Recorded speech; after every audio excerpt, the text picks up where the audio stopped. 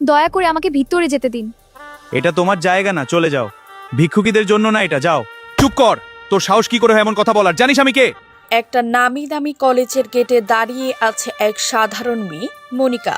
চারপাশে দামি দামি গাড়ি আর ফিটফাট সব ছাত্র ছাত্রীদের ভিড়। তাকে দেখে গেটের দারোয়ান অবজ্ঞা করে পথ আটকে বলল, এই মেয়ে, এখানে কি করছিস? এটা কোনো সরকারি পার্ক নয় যে চাইলেই ঢুকে পড়বি। তোর মতো ভিখারির এই কলেজে পড়ার যোগ্যতা নেই।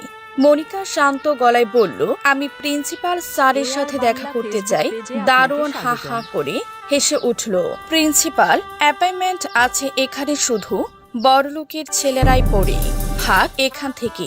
কিন্তু মনিকা নাচোর বান্দা, সে কোনোভাবে ভিড় এড়িয়ে ভিতরে ঢুকে পড়ল এবং সরাসরি প্রিন্সিপাল খুরানার অফিসে গিয়ে পৌঁছালো। তাকে হঠাৎ ভিতরে ঢুকতে দেখে প্রিন্সিপাল রেগে চিৎকার করে বললেন, তোমার সাহস তো কম নয়, পারমিশন ছাড়া আমার রুমে কেন? আগে ফিস দেওয়ার যোগ্যতা করো, তারপর অভিযোগ জানাতে এসো।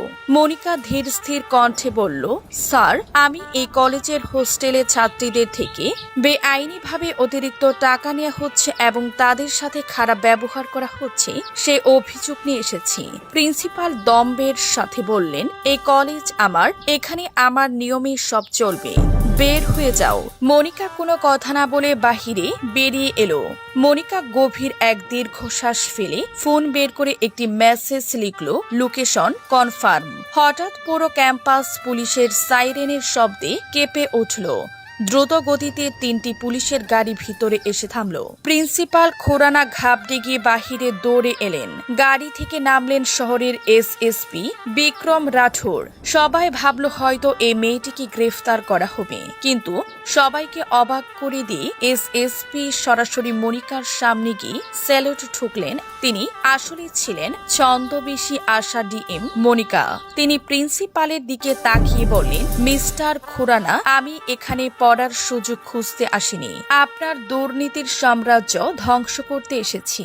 মনে রাখবেন, মর্যাদা জামা কাপড়ে নয়, সততা আর সাহসে থাকে। পুলিশ সাথে সাথে প্রিন্সিপালকে গ্রেফতার করল।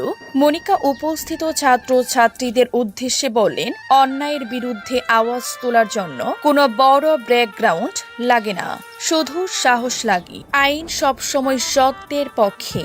কিন্তু আমার কষ্ট একটাই, তোমরা লাইক কমেন্ট শেয়ার কর না। আমাকে ভালোবাসলে এআর বাংলা পেজটি ফলো করো ও আমার কাজকে ভালোবাসলে ভিডিওটি শেয়ার করো।